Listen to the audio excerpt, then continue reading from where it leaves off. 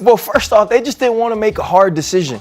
Right? The figuring out who's going to be number 2 is going to be a difficult decision. It would have been a much harder decision to figure out which one of those young men would start. And when you look at what the Cleveland Browns are doing, this is why people spin the block in relationships, right? You remember, hey, man, I had a great relationship with this person. Then I moved to this person and it wasn't so good. This person's available on the market again. Let's spin the block and try it. Yes. That's how you want to operate during the season while it's going on. And when Flacco gives way, or when you feel like this young guy has established himself enough for us to go with him in the season, you pull the trigger right now.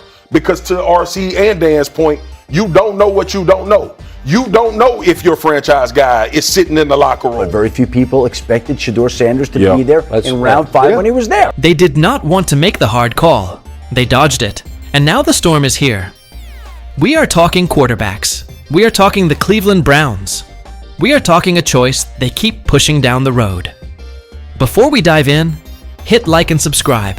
And if you love Shedeur, then comment SS 100%. This one is for every fan who wants real answers and a real competition. Here is the truth. They did not want to decide who is number 2, because that choice is already tough. Picking a starter from those young men would have been even tougher. So they backed away and told themselves it could wait. That is how you end up with a franchise that looks like it is spinning the block in a relationship. You remember the ex. That felt safe. You try something new. It does not go well.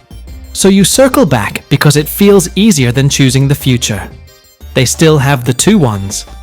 They still have leverage on paper. But paper does not win you Sundays. Now look at how the draft played out. No one walked into that weekend saying we will take 2 quarterbacks. That was not the plan. Then the board flipped. Very few people expected Shedeur Sanders to be there in round 5. But he was there. The value was there. So the Browns said, roll the dice. You take that swing and you tell yourself that this young guy has shown enough that you can roll into the season with him in your plans. That is the energy they sold on draft night.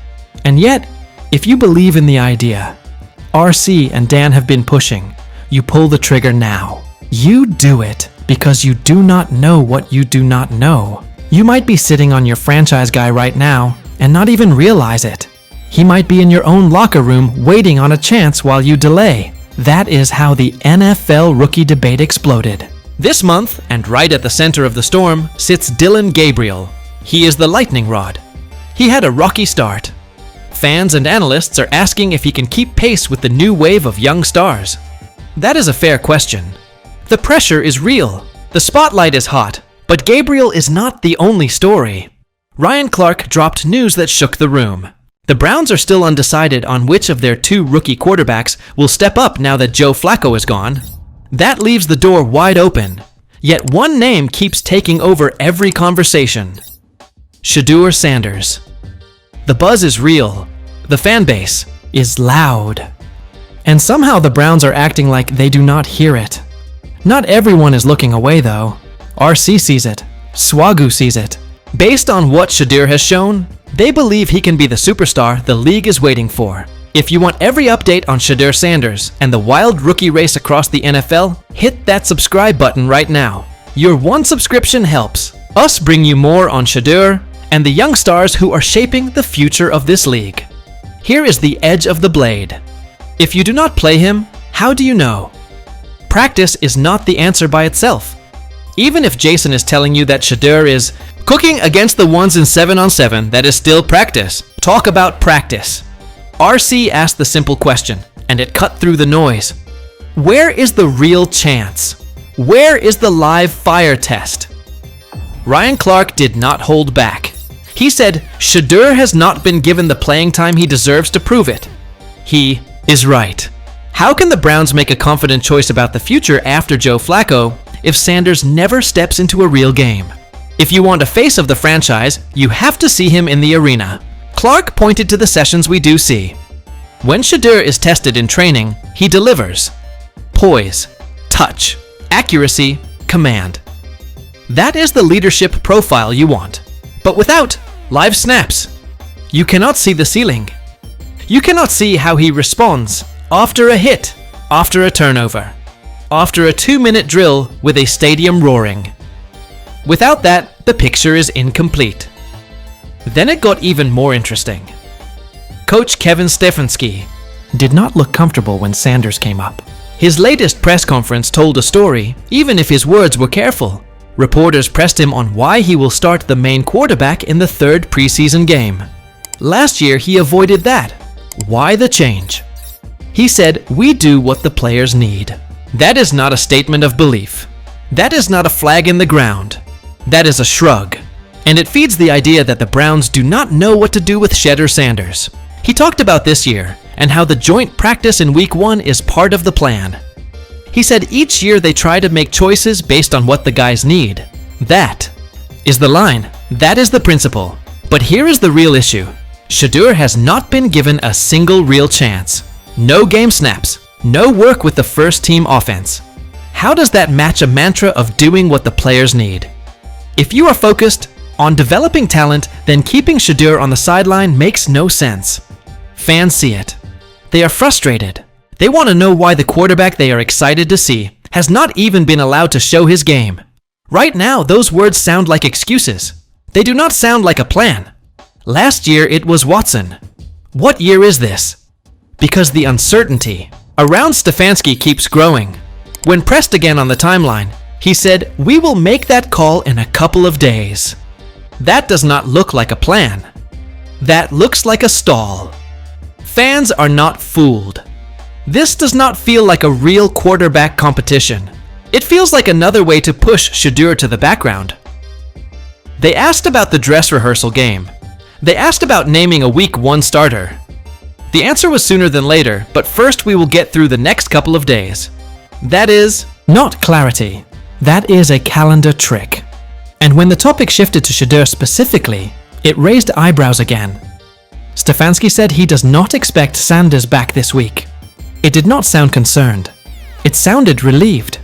It sounded like he was happy to have a reason to wait. Because once Shedeur is ready, you cannot dodge the debate anymore. Once he is on the field, the tape will talk, and the excuses will go quiet. Reporters followed up. Do you expect him to increase his level of participation in practice this week? He said, "I hope so."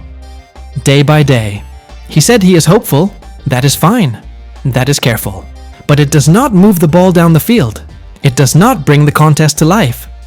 Then Adam Schefter gave the context through a different lens. It is about investment. The Browns did not pour big capital into Sanders. He was a 5th-round pick. It was a why not move more than a crown him move. With that setup, there is no urgency to feature him. No rush to build around him. He was brought in as a maybe for later. That is why he is getting pushed aside instead of groomed as the future. They still have the 2-1s. They did not plan to take 2 quarterbacks, but Shedeur fell to round 5. The value was obvious. So they rolled the dice. Swagu fired back with the right question. If the investment was light, then give him a real shot. Give him practice reps that matter, and real game reps in August. What is the harm? Why would Kevin Stefanski not try to develop Sanders and see if he can rise to the job? If the next couple seasons decide your future as a coach, why not flip every stone? Day 1, you line them up. Kenny Pickett, Shedeur Sanders, Gabriel. You compete. You find out who can start for your team before the season slows you down. That is how you build a real room. That is how you win the locker room, because the truth behind Swagu's point is hard to ignore. It feels like the Browns do not actually want Shedeur to succeed. Days after the game, Stefanski told the media that Sanders is not the only quarterback in contention. He stressed that his priority is to develop the entire room. On the surface, that sounds fair. It sounds balanced.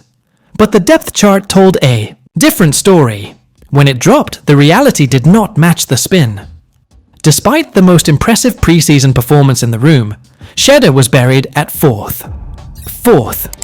Even while Gabriel and Kenny Pickett were banged up, he sat behind them.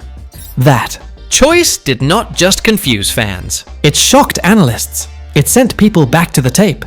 It made the beat writers ask if there is something else going on behind closed doors in Cleveland. Because the eye test says one thing, the chart says another, and the press conferences feel like delay tactics, not decisive leadership. So where does that leave us? It leaves us in the exact place the Browns tried to avoid when they punted on the hard decision. If you do not decide, you let the storm decide for you. You end up with a locker room split between what is promised and what is earned. You end up with a fan base that feels unheard.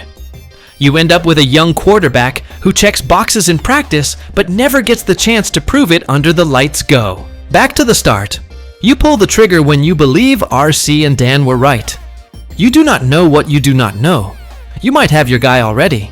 The only way to find out is to play him. You cannot find out by hiding him. You cannot build a future by turning him into a placeholder. So here is the call. If this staff wants a real competition, then run one. Give first team snaps. Give preseason. Drives with the ones. Put Shedeur into situations that look like Sundays. 2-minute. Red zone. 3rd and long. Let the tape answer the questions everyone keeps dodging.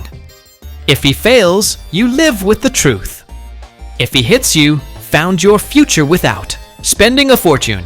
That is how smart teams move. That is how leaders earn trust. Until then, the questions will keep coming. Why draft him if you will not test him? Why talk about development while you keep him on the sideline? Why hide behind timelines and careful phrasing while the fan base waits? The Browns can end this tomorrow. Line up the room. Compete. Name a starter with conviction.